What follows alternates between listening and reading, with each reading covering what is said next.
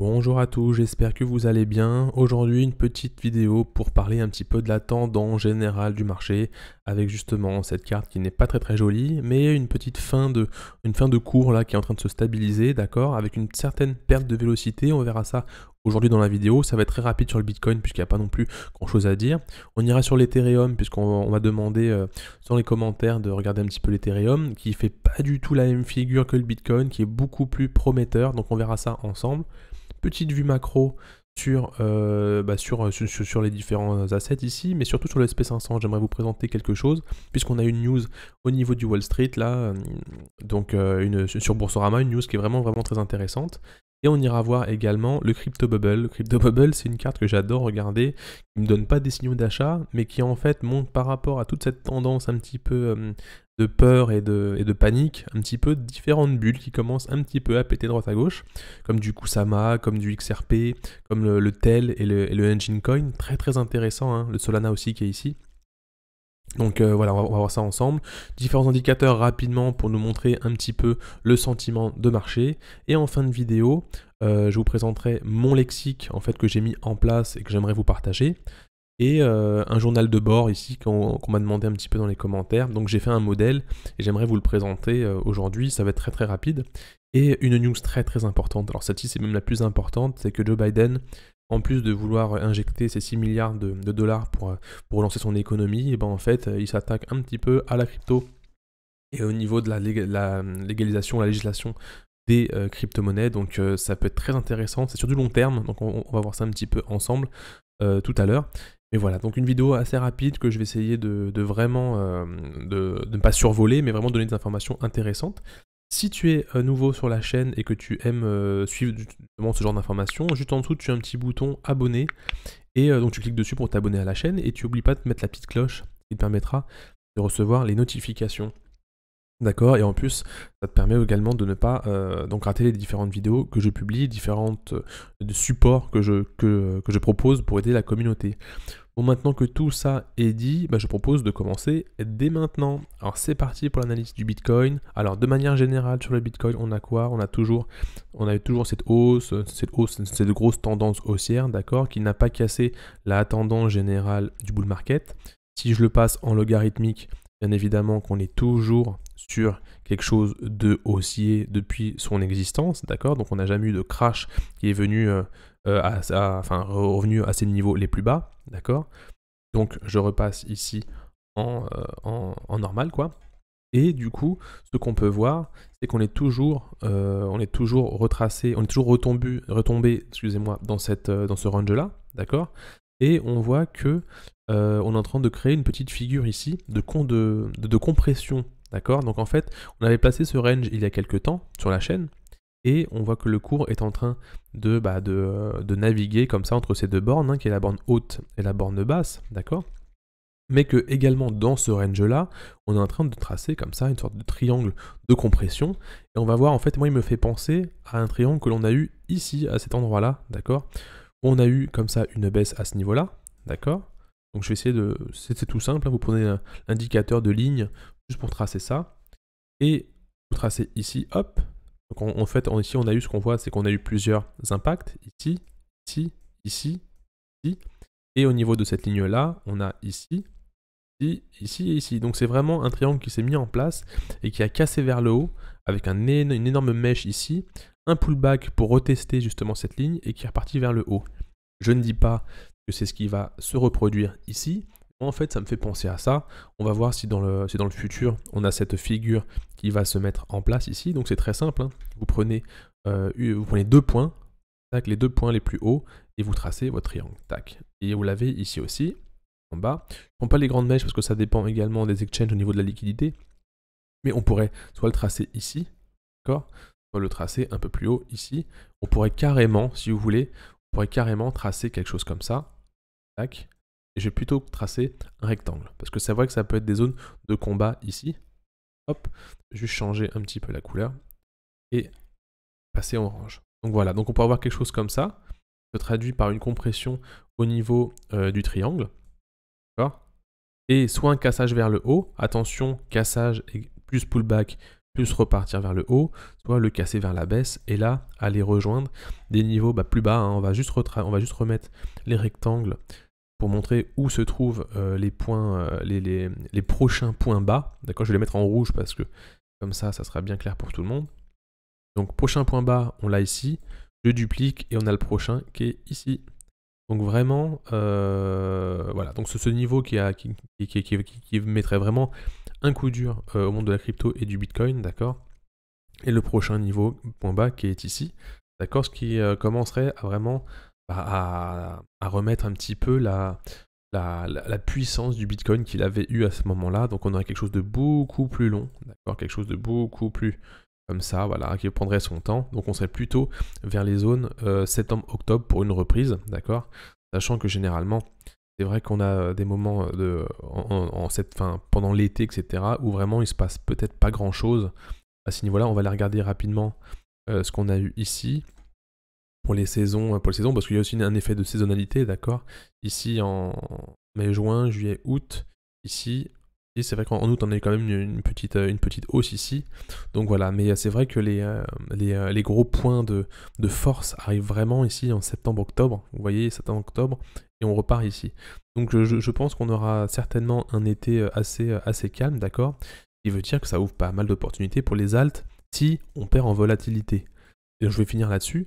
Je vais vous montrer la volatilité juste après. C'est que donc sur le Bitcoin, voilà ce qu'on peut avoir par la suite, d'accord. Donc on va attendre très sagement ici que le triangle de compression se mette en place, ou uniquement qu'on continue à ranger ici, hein, parce qu'une fois qu'on va casser ici, on va aller chercher ce haut là, d'accord, en espérant que ce triangle de compression ait vraiment généré une force vraiment comme une cocotte minute ici, et que ça pète vers le haut, et que cette force en fait accumulée là ait envie également de casser ce range là, ce qui serait vraiment très positif pour aller chercher les différents niveaux plus hauts qu'on avait déjà donné comme objectif dans les différentes vidéos précédentes. Je vous invite à regarder la vidéo précédente, je vous mets peut-être la fiche juste en haut là, d'accord.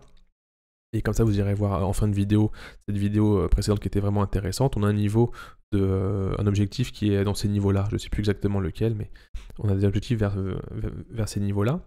Et du coup, ce qui serait très bon pour les alts, c'est que la volatilité sur le Bitcoin baisse, d'accord. Regardez, je vous montre.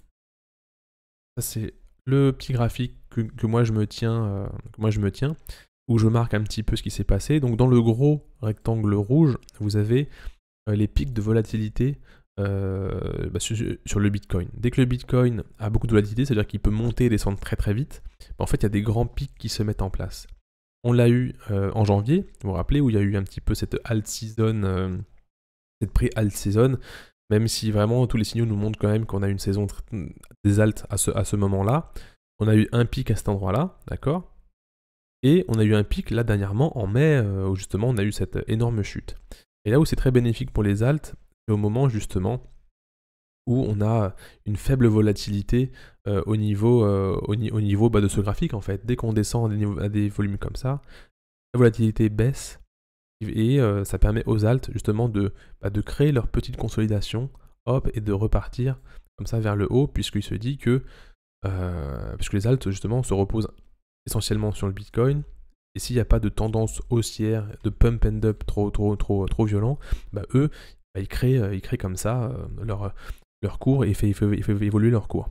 Voilà pour ce graphique, je le montrerai dans une prochaine vidéo un peu plus précisément, parce que là je l'ai un peu survolé. Et voilà, le but c'était de montrer un petit peu cet effet de volatilité sur le Bitcoin.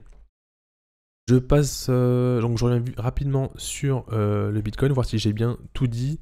Voilà, donc pour conclure, on est sur ce range-là, un triangle qui est en train de se former, sûrement une cassure pour aller chercher ce range, en espérant que la force casse ça pour aller justement chercher les objectifs qui sont un peu plus hauts à ce niveau-là, et potentiellement une dernière baisse qui va un petit peu chercher plus loin, et ça on va le suivre au fil du temps.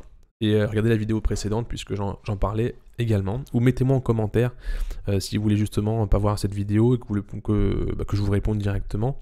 Mettez-moi en commentaire des questions que vous avez justement sur l'évolution, sur la baisse, sur la compression du Bitcoin, sur le range. Mettez-moi en description, je réponds vraiment à tous les commentaires. Je ne sais pas si vous avez remarqué, je réponds à tous les commentaires. Et s'il y a quelque chose que vous n'avez pas compris dans les commentaires de la vidéo précédente, eh ben, n'hésitez pas à me la reposer la question, il n'y a pas de question bête.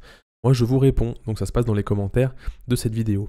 Je passe sur l'Ethereum rapidement, ça fait 10 minutes, je vais un petit peu accélérer la cadence. On n'est pas du tout sur l'Ethereum, sur quelque chose de similaire au Bitcoin. On est vraiment dans quelque chose qui est vraiment très propre. On a eu une hausse ici, d'accord? Un top, voilà, un top de marché, parce que justement, on a ce petit M là qui s'est mis en place là. Voilà, ça descend.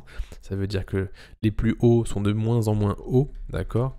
Et comme ça, on descend, on descend, on descend. On reprend. Ici, on est venu chercher le nuage de tendance. On est venu le mécher une fois, on est venu le mécher 2 fois. Très important. Et on a clôturé, regardez, je vais même l'agrandir. On l'a clôturé exactement au niveau ici du nuage de tendance. Très positif pour l'Ethereum. Qui a été en fait qui a contre-performé le Bitcoin récemment. Donc j'ai bien l'impression que l'Ethereum peut devenir une big capitalisation vraiment très importante. Donc vraiment à suivre. Et là en plus, il nous crée un beau W. Là on est en daily en plus. On l'a en weekly. On l'a pas encore en weekly. Si on avait ce W comme ça en weekly là, ce serait vraiment magnifique. D'accord? Quelque chose comme ça. Hop, que je redessine un peu mieux. Là on est en daily, d'accord? Donc on est en train de former un premier W comme ça, et une cassure qui peut justement avoir lieu au psychocap des 3000. En fait, on voit que ce support des 3000 est très important. Donc moi, en fait, je rentrerai pas... en fait, il y a deux moments où il faut rentrer dans ce genre d'asset. C'est quand on est venu chercher ici des nuages avec des prises de position automatiques en disant, voilà, si je vais dans le nuage, boum, je lance ma position. Ou on va attendre ici, comme ça, quelque chose qui va consolider avec un breakout à ce niveau-là, d'accord? Et lisser son entrée à ce niveau-là. Parce que rentrer en plein milieu comme ça, c'est quand même assez moyen. Et si on regarde un petit peu ça, on n'a pas encore de divergence prononcée. La structure n'est pas encore mature. On devrait voir un peu plus de W comme ça se profiler à l'horizon là. Et après une cassure. Ce serait un petit peu trop dangereux parce qu'on n'est pas à l'abri de venir tester comme ça nos moyennes ici, hop, et venir chercher plus bas ici. Tout le Bitcoin, on ne sait pas encore trop où il est en train de casser. Voilà, c'est encore un peu trop tôt pour l'Ethereum, même s'il y a de fortes chances qu'ils viennent en fait chercher à la longue, hein, enfin sur de long terme, hein, on n'est pas à l'abri. Ils viennent chercher justement son ancien ATH ici, hein. Il peut prendre son temps. Et c'est vrai qu'à un moment, il va pouvoir, hop, chercher son niveau là. Je doute fort que ce soit la fin du monde de la crypto-monnaie demain, même si notre cher Joe Biden a des petites réserves pour les crypto-monnaies. Donc voilà, donc quand même quelque chose de vraiment sympa sur l'Ethereum. Une cassure ici. On verra à ce moment-là, en fait, qu'est-ce qui se profile, voir si vraiment on a on va venir vraiment perforer ce psychocap. Et peut-être une prise de position ici serait très intéressante pour aller chercher ici. On est à combien? On est à 50%, 46%. Donc voilà, ou peut-être attendre encore quelque chose comme ça qui va les s'enfoncer un peu plus, d'accord? Un peu plus pour aller chercher les positions plus basses. En tout cas, comme ça en plein milieu, il faut voir, à part si vous avez envie de rentrer comme ça sur du 4 heures, mais ça m'a l'air un peu compliqué. Il y a beaucoup mieux à trader et on va voir ça justement à la fin de la vidéo. Je passe rapidement maintenant sur le crypto bubble, ou d'abord je passe vite fait sur le SP500. Le SP500, on a quand même, on a eu 2 semaines très compliquées, je vais le mettre en grand, 2 semaines très compliquées à ce niveau-là, d'accord? C'était les 2 semaines justement où on a eu le crash également sur le Bitcoin, et on voit qu'il a quand même une sacrée reprise ici, donc qui est très positif, puisque si l'argent va dans les assets risqués, comme le SP500, comme les actions, etc., et ben en fait, on a également l'argent qui va dans les assets comme le Bitcoin par exemple. Et sur Wall Street ici, sur Boursorama, on a vu un article justement où on nous parle des résultats positifs pour le Dow et le SP500 et qui nous dit que malgré la liquidité injectée en fait, ça continue en fait à faire pousser le SP500 qui gagne 0,55%. D'accord? Donc en fait, on a des résultats positifs à ce niveau-là. Le prix le plus attendu également, c'était au niveau de la consommation, générale des gens, hein, sur est-ce qu'ils ont repris justement une envie de consommer. On a plus 0,6% sur le séquentiel, et plus 0,7%, d'accord? Et en fait, on n'a que des résultats positifs et c'est quelque chose qu'on n'a jamais eu depuis pas mal de temps. Et ce que je voulais vous montrer également, c'est le PMI de Chicago également ressorti plus vigoureux que prévu. Donc en fait, voilà, que des résultats positifs. Et en fait, on aurait pu penser que ce qui allait sortir comme information allait vraiment plomber et faire chuter comme ça le SP500 et les valeurs à risque, bien évidemment. Et en fait, on voit que il n'y a pas eu tant d'écart que ça. Suite justement à l'injection des 6 milliards de dollars de Joe Biden, on aurait pu penser justement à un choc des cours, d'accord. Et en fait, on voit que l'écart n'a pas été si fort que ça. Et on a même eu des valeurs positives, hein. On a un Salesforce, je ne sais pas si vous connaissez, c'est l'éditeur logiciel de RP justement d'entreprise qui fait un plus 5,4%, donc dans le logiciel. On a Nvidia qui est sur tout ce qui est traitement de l'image et graphisme, et imagerie de manière générale. Et voilà, donc en fait des résultats qui sont plutôt positifs, donc ça c'est plutôt positif de manière générale. Si le mouvement se relance comme ça sur les indices, d'accord, sur les actions et indices, on peut peut-être aller voir un petit Amazon rapidement. Il faut que je me mette ici en toute, juste pour voir un petit peu la tête qu'ils ont. Je vais enlever mon nuage d'Ishimoku ici.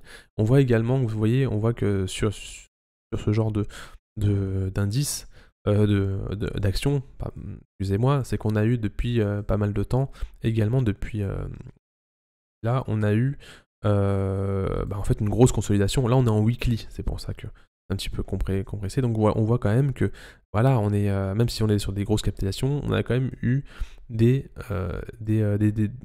structures de range, d'accord, qui se sont mis en place sur Amazon. Je crois que sur Tesla, ça doit être un peu pareil. Hein, vous connaissez notre cher Elon Musk, il nous pousse tout ça. Donc regardez, on avait une hausse à ce niveau-là, et depuis janvier, on consolide ici. Donc quand même quelque chose, vous voyez, hein, c'est assez simple à voir, un gros triangle de compression. Et ce qui serait bénéfique pour tout, en fait, c'est vraiment que tous ces indices, ces actions, vraiment partent à la hausse pour que justement le cours du Bitcoin ait envie également, alors je vais juste ressortir de ça, que le cours du Bitcoin ait également envie de reprendre de la force et de repartir. Donc voilà, j'ai un peu parlé de tout ça. On va voir le Crypto Bubble.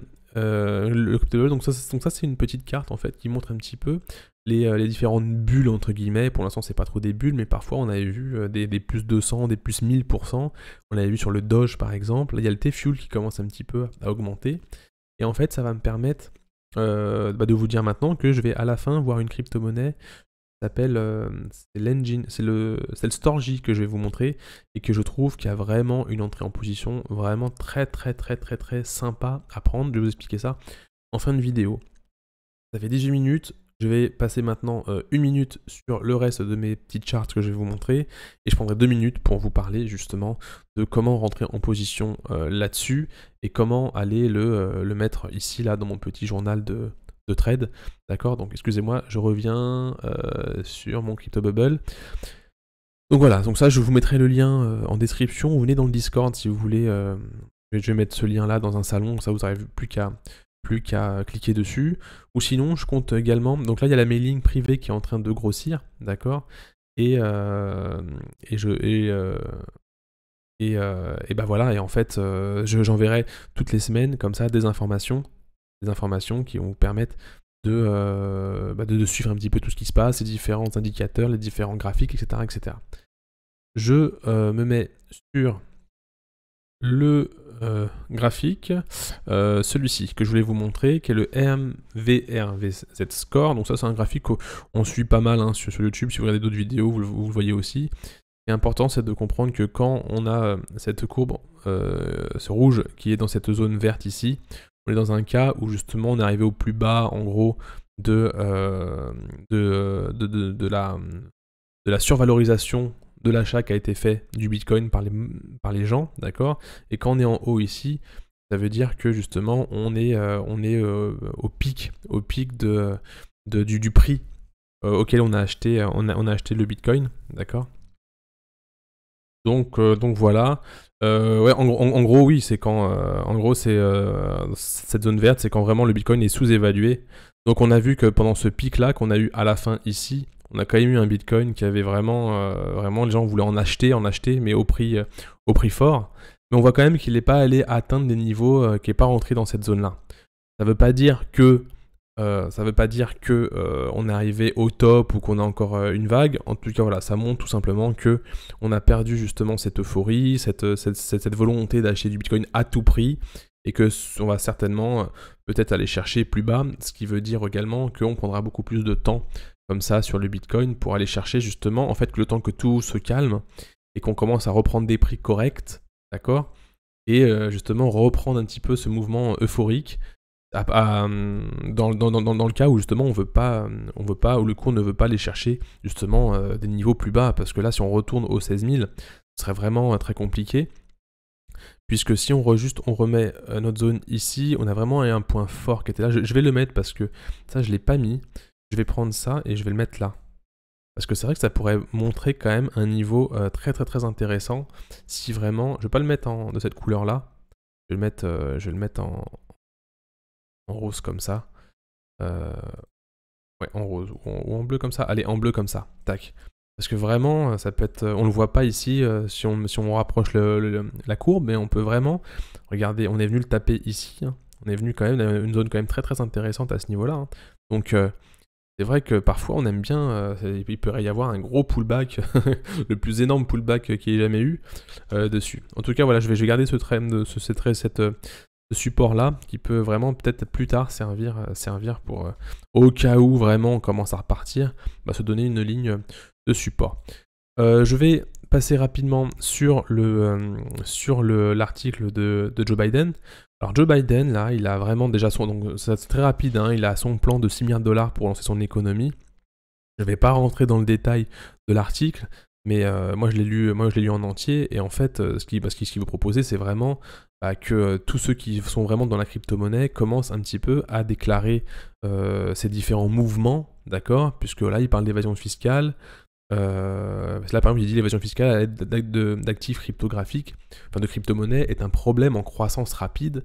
Donc voilà, en fait il met vraiment le doigt sur la crypto-monnaie et veut vraiment mettre un petit peu fin à toutes ces transactions, tout ça, en fait tout ce qui se passe dans le monde de la crypto-monnaie, mais qui n'est tracé, bien sûr, qui est transparent, mais qui est en fait pas vraiment déclaré, avec pas vraiment de législation, pas avec... c'est un marché qui n'est pas régulé, qui n'est pas réglementé.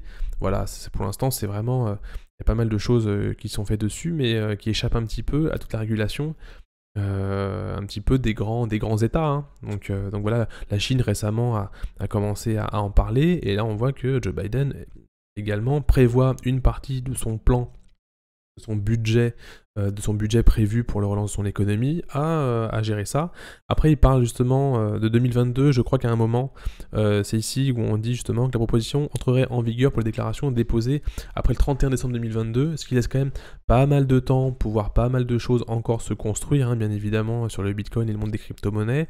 En tout cas, c'est dans les tuyaux, et donc ça, il faut l'observer, c'est quelque chose qu'il faut vraiment observer, et qu'on va suivre nous ici sur la chaîne. Donc abonne-toi, parce que moi justement, je vais parler très régulièrement de ce genre d'informations qui est capitale, hein, pour suivre justement l'évolution du Bitcoin. Hein. Ce n'est pas qu'une histoire de trading, de trader, il faut bien évidemment suivre un peu ce qui se passe de manière macroéconomie.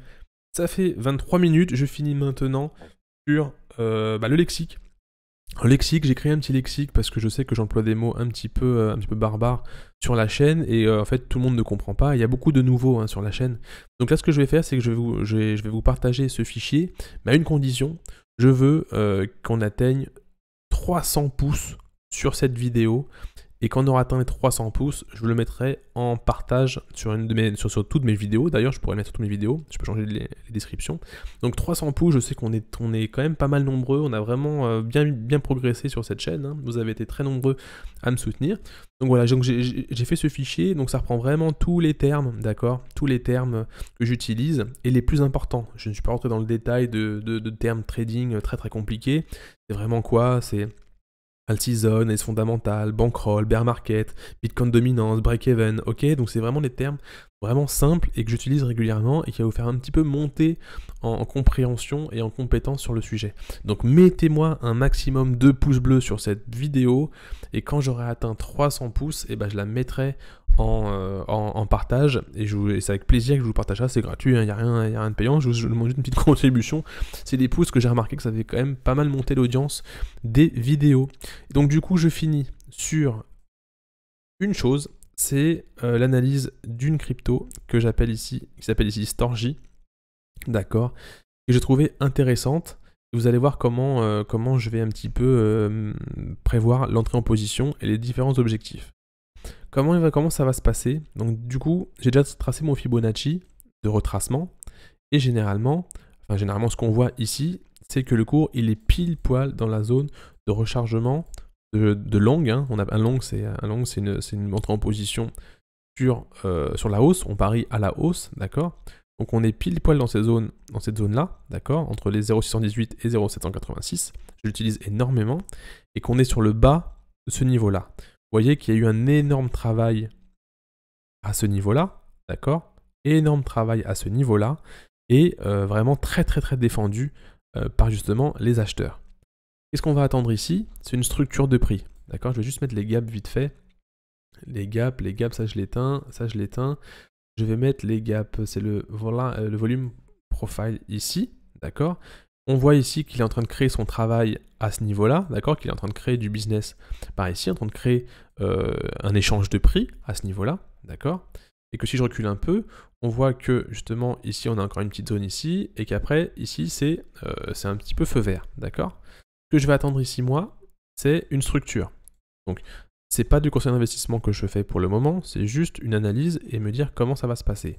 Attention, moi, ce qui m'intéresse pas, ça m'intéresse pas. L'effet bottom, comme ça, j'aime pas du tout. Moi, ce que je veux, c'est quelque chose qui va prendre son temps, d'accord, et tracer de beaux W dans des W comme ça, d'accord? Voilà. Et ensuite, on va attendre une cassure à ce niveau-là.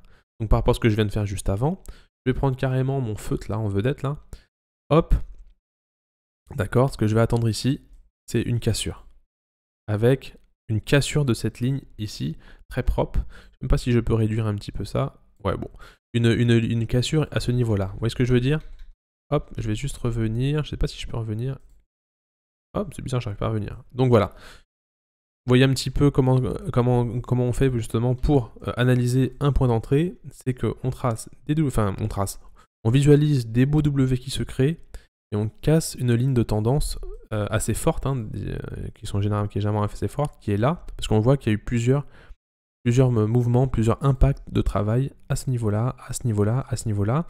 On en aura sûrement encore un, peut-être deux, d'accord? Et quand on aura une cassure, c'est un moment d'entrée.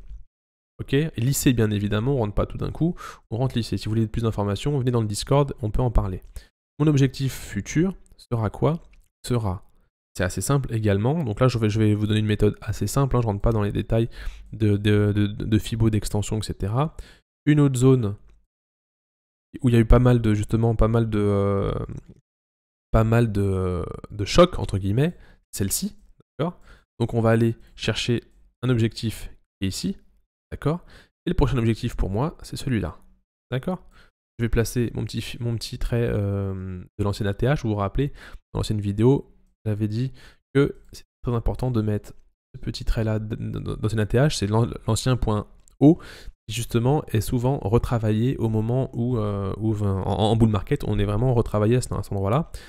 Et du coup, je prends la petite règle de la cassure. Au premier niveau, je suis à 90%, d'accord? Je prends pareil la cassure jusqu'en haut, je suis à 193%. Pour moi, dans le Storj, il y a quand même quelque chose de très très très intéressant à jouer en attendant, bien évidemment, une cassure à ce niveau-là, surtout que cette cassure arriverait dans la zone de rechargement. Vraiment très très bon asset, hein. Donc moi, je vais le surveiller. Je ne sais pas du conseil que je vous fais, je vous dis juste que c'est vraiment quelque chose de... C'est un graphique qui est en train vraiment de montrer une belle structure. Je ne suis pas intéressé aux fondamentaux du projet pour le moment. En ce moment, sur les altcoins, c'est vraiment un petit peu le moment d'essayer d'observer et de voir un petit peu, de faire une petite liste de crypto-monnaies qui montrent comme ça de belles figures, d'accord? Et du coup, comment je ferais si j'avais justement à consigner, entre guillemets, à historiser justement ce trade, et bah là je me suis fait un petit fichier, d'accord, que j'aimerais également vous partager. Également, hein, mettez les pouces si vous voulez que je partage ce fichier, parce que je passe quand même pas mal d'heures à travailler sur ce genre de choses. Alors, donc si vraiment ça s'intéresse pas grand monde, ça sert à rien que je perde du temps là-dessus, je ferai vraiment ça pour vous. En plus, il sera gratuit, hein, je vais pas le faire payer. Moi je ne pense pas, pour le moment, on verra ça après. Comment ça se passe? Donc moi, comment je vais faire déjà dans un premier temps, c'est que je vais remplir ici mes premières cases, d'accord? Je vais juste agrandir un peu peut-être, pour que vous puissiez tous bien voir comment je fais pour agrandir ce truc. Je viens peut-être ici. Hop, ouais, encore un peu. Très bien, ok? Non, un petit peu moins. Tac. Donc du coup, j'ai un trade. Je le mets en cours, parce que je vais l'ouvrir. La date, on va dire qu'on est le 31/05/2021. D'accord? Crypto-monnaie. Alors je vais juste prendre ça, j'en ai besoin. Donc ici, je vais taper par exemple, je vais vouloir, qu'est-ce que j'achète de Storj. On a le Storj, il est là. Tac, et normalement, automatiquement, regardez ici par exemple, je mets Bitcoin, automatiquement, j'ai la petite case qui se change ici, d'accord? Donc je remets Storj, Store, hop, il me trouve, il y a environ 2500 crypto-monnaies répertoriées. L'exchange, je le prends sur Binance, on va dire. Storj, je crois que c'est une middle cap, si je dis pas de bêtises, on est sur les NFT, non, peut-être, je sais plus. Le prix d'achat, je vais l'acheter à combien? Je vais l'acheter au niveau de la cassure ici à 1,64, d'accord? Donc c'est 1,64 $, d'accord? Le montant, combien je vais en acheter? Bah, je vais en acheter, on va dire que je vais mettre 200 €, d'accord? Et automatiquement, donc je fais copier-coller juste, là c'est juste pour l'exemple, pour qu'il me calcule automatiquement, donc je vais en avoir 121,95, et il me dit que ça représente 10%, et j'ai mis en rouge de mon spot, d'accord? Donc ça veut dire que par rapport à mes 2000 € d'entrée, c'est un exemple, hein, 2000 € d'entrée, et bah ce trade représente 10%. Il me l'a mis en rouge, parce que dans ma règle conditionnelle, je dis qu'au-dessus de 5%, bah, tu me mets en rouge. Donc, du coup, je vais descendre parce que c'est trop cher. Je ne vais pas mettre autant parce que je vais réserver mon argent pour d'autres crypto-monnaies. Ça, c'est une façon aussi de faire du trading. C'est une stratégie d'investissement. Moi, je ne mets pas plus de 5%. Parfois, ça peut être un peu plus en fonction du projet. Mais voilà, pas mettre plus de 5%. Donc là, je vais mettre 100 pour arriver à 5%. C'est en vert, c'est bon. Ensuite, ce que je fais, c'est que je copie-colle ça vite fait. C'est pour l'exemple également. Et on voit qu'il y a un rafraîchissement automatique. Donc en fait, le prix que vous voyez ici, d'accord, c'est le prix en temps réel. D'accord? En temps réel, si je clique ici, ça me rafraîchit toutes les valeurs ici et ça me calcule le gain et les performances en temps réel. D'accord? Donc là, on est à moins 31. Pourquoi on est à moins 31? Prix d'achat, prix USD. Ah oui, parce qu'en fait, ça c'est en fait en fonction de l'exchange. C'est quelque chose que je vais un petit peu revoir parce que là, pour le moment, on prend un élément général, d'accord? On prend une valeur générale. Mais ce que je vais faire, c'est que ce prix-là, en fait, j'irai chercher le prix qu'on a chez Binance. Si vous êtes chez Binance, on ira prendre le prix chez Binance. Là, je sais plus, je suis sur quel exchange ici. Je crois que je dois être sur Binance, d'accord? Donc là, voilà. Donc si je mets Binance, il ira chercher la bonne valeur chez Binance. Et disons que je rentre plus bas à 1,2 ou à 1, on va mettre à 1 $. Je suis en gain de 12 $. Et avec une performance de 13%. Et ensuite, il y a un petit tableau qui récapitule tout ça.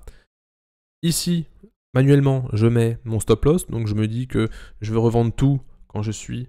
Là, après, c'est autre chose. Donc, ça, je vous le présenterai dans une autre vidéo. C'est placer un petit peu la position longue, d'accord, et short. Donc, je mettrai ça ici, par exemple, d'accord, et j'irai chercher ici. Donc, je suis à un ratio de 2. C'est parfait. En plus, j'atterris sur mon objectif ici, qui était l'ancien ATH. Quelque chose à tenter, bien évidemment. À voir, hein, bien évidemment. Là, c'est vraiment pour l'exemple, je voulais vraiment vous montrer ça. Et du coup, on serait justement un stop loss à 0,64. D'accord, 0,64. Et un take... Donc ça, je vais rajouter ici un petit peu ça. Et un take profit ici. Hop, pardon. Stop loss et un objectif ici à 3,82. J'ai dit take profit, mais ça peut être ici objectif, quoi. Hop. À 3,82. Vous faites laisser tourner votre trade, d'accord? Si vous mettez votre risk reward, donc là je crois que je suis à 2. Donc ça c'est vraiment pour historiser un peu les choses. Et ensuite ça c'est la sortie de position. Je ne sais pas si vous la voyez. Oui, sortie de position. En fait c'est le prix de vente, donc à combien je l'ai vendu, et du coup automatiquement ça me calcule le gain et la performance vraiment réelle en cette position. Parce que là ici on a une performance qui est en temps réel, c'est-à-dire que votre trade il évolue dans le temps. Mais ici c'est vraiment quand vous sortez de position. Et quand vous avez ici rentré vos informations, vous avez juste ici à mettre en cours, clôturer, votre trade est clôturé. Voilà en fait. Donc si vraiment si un fichier comme ça vous intéresse, donc ça c'est vraiment une version simple hein, du fichier. Vous mettez un pouce bleu et abonnez-vous comme ça, vous raterez pas la vidéo de présentation de ce fichier là. Et vraiment pour ceux qui veulent suivre ma méthode que j'utilise moi je fais de la vente au double. Ça veut dire que j'ai le même fichier. Là je suis dans un autre onglet, d'accord. Mais là en fait j'ai la première partie qui est identique. Mais ici j'ai une partie de Take Profit. 1, 2, 3. En x2, x4, x3. Là, vous pouvez le changer ici en mettant double 2, double 1, 1,5, pardon, double 3, etc. Et ici, en fait, j'ai les gains et les sorties que je réalise parce que je vais sortir progressivement. J'ai un objectif 1, un objectif 2, un objectif 3. J'ai une valeur qui me dit combien je reste en trade et j'ai une autre valeur ici qui me dit si c'est un trade qui est gagnant, donc en fait, j'ai laissé courir des gains ou si je l'ai clôturé ou s'il est en cours. Et ici, j'ai ma sortie de position définitive. Ensuite, quand j'ai fait ça, je copie-colle ça ici, et j'ai un journal de trade. Et ça, c'est vraiment le portefeuille définitif. Parce que quand vous êtes ici, vous avez un portefeuille qui vit, d'accord? C'est des valeurs qui montent, qui descendent, mais c'est pas votre argent encore. Il peut y avoir 10 000 $ ici. Si c'est pas votre argent, c'est pas votre argent. Ici, vous consignez les trades fermés. Donc ici, vous avez une évolution du portefeuille qui était au début à 300, à 3000, 4000, 5000, hop, qui est monté à 22 000 €. D'accord? Et vous rajoutez comme ça une ligne au-dessus, vous rajoutez votre information et vous avez votre graphique à côté qui se met à jour. Voilà, je vous présenterai tout ça dans une prochaine vidéo. Je voulais vraiment vous montrer comment je consignais un trade ici sur une crypto qui était plutôt intéressante. À suivre, hein, je ne vous dis pas d'investir dessus. Je vous dis juste que c'est une crypto qui est intéressante à suivre. Donc voilà, donc mettez-moi plein de pouces bleus pour que je vous partage ce fichier lexique crypto. D'accord? Mettez-moi plein de pouces bleus pour ça et je vous le partagerai dès que j'atteins les 300 pouces. D'accord? Le journal trading, si ça vous intéresse, mettez-le moi en commentaire, des pouces et en commentaire, vous me dites ouais je veux le fichier, je veux un truc. Moi je vous donnerai un modèle, parce que je ne peux pas satisfaire tout le monde. Il y en a qui tradent en dollars, d'autres qui tradent en euros, d'autres en USDT, d'autres qui tradent que les big caps, d'autres qui rentrent en plusieurs fois, d'autres qui... Je peux pas faire un fichier pour tout le monde. Et voilà, moi je vous fais différents modèles, un modèle simple ici avec un suivi de trading. Vous avez un modèle plus compliqué si vous voulez justement avoir un objectif, deux objectifs, trois objectifs en faisant des multiples. Ça c'est ce que je vais apprendre dans la communauté, que j'apprends aux gens de la communauté. Donc venez dans le Discord si vous voulez en apprendre plus, ou la mailing privée, très important. J'envoie des mails une fois par semaine. J'ai besoin donc j'ai besoin que cette mailing grossisse pour que je commence vraiment à augmenter et à mettre en place justement l'envoi de mails. Pour l'instant, c'est un petit peu figé, mais j'attends vraiment qu'on atteigne un nombre conséquent. Et donc voilà, donc abonnez-vous à la chaîne si ce n'est pas déjà fait, mettez des pouces bleus, mettez des commentaires pour savoir si ça vous intéresse, et mettre des informations sur la vidéo que vous venez de voir. Je vous dis à très bientôt, je suis désolé cette vidéo a duré un petit peu longtemps, mais c'était important de faire un petit peu le tour de tout ça. Je vous dis à très bientôt, porte-toi bien sur les investissements, salut!